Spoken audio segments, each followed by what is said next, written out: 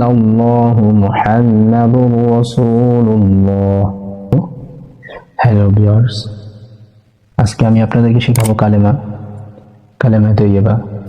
অনেকে আমরা আছি যারা সহিহ শুদ্ধভাবে কালেমা তৈয়বাটা পারি না, অর্থাৎ কালেমা লা ইলাহা ইল্লাল্লাহু মুহাম্মাদুর রাসূলুল্লাহ। অনেকে দেখবেন অনেক ভুল পড়ে, ছোটবেলা থেকে তারা ভালো করে সহিহ শুদ্ধভাবে শিখে নেয়। তো আমরা যে মুসলিম, আমাদের মেন হাতিয়ার হলো কালেমায়ে তৈয়বা, অর্থাৎ লা ইলাহা ইল্লাল্লাহু মুহাম্মাদুর রাসূলুল্লাহ। অনেকে দেখবেন জিজ্ঞাসা করলে বলে লা ইলাহা ইল্লাল্লাহ মুহাম্মাদুর রাসূলুল্লাহ। না ভাই, এটা ভুল হয়। এই জন্য আমাদের সহিহ শুদ্ধভাবে পড়তে হবে। আসুন আমরা সহিহ শুদ্ধভাবে জানি কিভাবে আমরা কালেমায়ে তৈয়বা পড়ব। সো এখানে যে দেখতেছেন এটা হলো লাম আলিফ। এই যে লামের ডাইনে আলিফ, খালি আলিফ থাকলে, লামের উপরে জবর থাকলে এটা এক আলিফ টানে পড়তে হয়। তাহলে লাম আলিফ জবর লা, লাম আলিফ জবর লা, হামজা জের ই, আলিফের নিচে জের, এটা হামজা হবে। আলিফের উপরে জবর জের পেশ হয়ে গেলে কি হামজা বলে, লম্বা হামজা।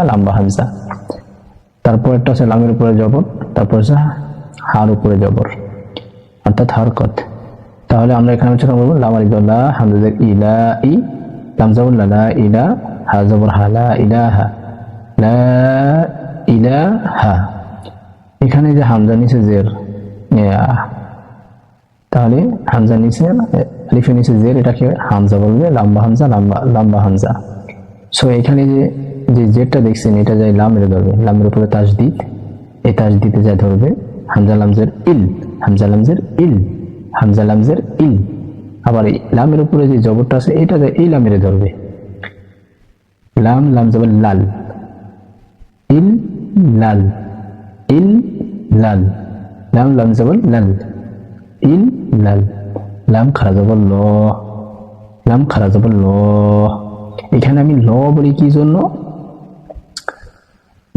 ল বলি এই জন্য, এটা নিয়ম।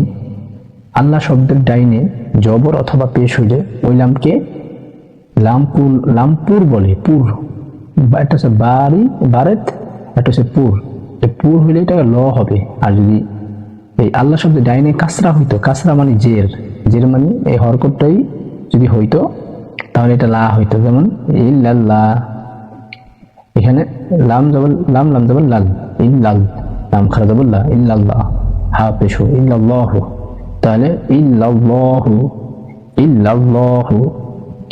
লা ইলাহা ইল্লাল্লাহু। মিম পেশ মু, হা মিম জবর হাম, মিম জবর মা, মুহাম্মা। এই যে হাটা উচ্চারণ এভাবে হবে, গলার মাঝখান হইতে হা বাতাস বের হবে। মিম পেশ মু, হা মিম জবর হাম, মিম জবর মা, মুহাম্মা।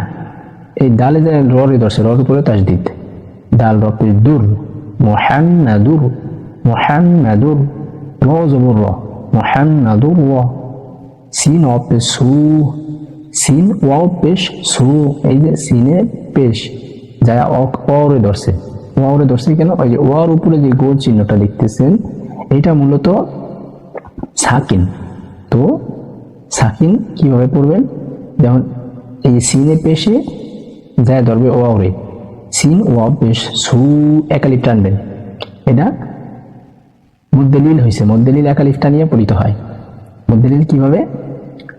এই যে ওয়াও সাকিন তার ডাইনে পেশ হলে আলিফ সাকিন তার ডাইনে,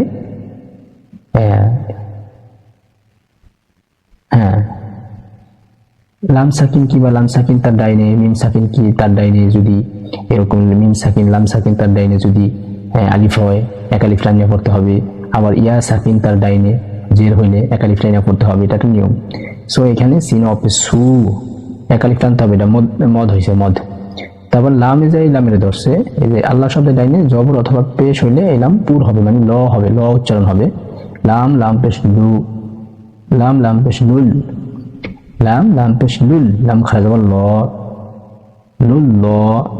এখানে রসুলুল্লাহ, রসুল্লাহ, রসুল্লাহ। তাহলে পুরোটা হবে যে লা ইলাহা ইল্লাল্লাহু মুহাম্মাদুর রাসূলুল্লাহ। আবারও বলি, এই যে বাংলায় বলে দিছে দেখেন, লা ইলাহা ইল্লাল্লাহু মুহাম্মাদুর রাসূলুল্লাহ, অনুবাদ করে দিছে আল্লাহ বিন্না ইবাদত বান্দির উপযুক্ত আর কেউই নেই। হযরত মুহাম্মদ সাল্লাল্লাহু আলাইহি ওয়াসাল্লাম তাহার প্রিয়ত রাসূল। বুঝতে পারছেন? তো সবাই ভালো থাকবেন। এরকম ভিডিও পেতে চ্যানেলটি সাবস্ক্রাইব করুন এবং আপনাদের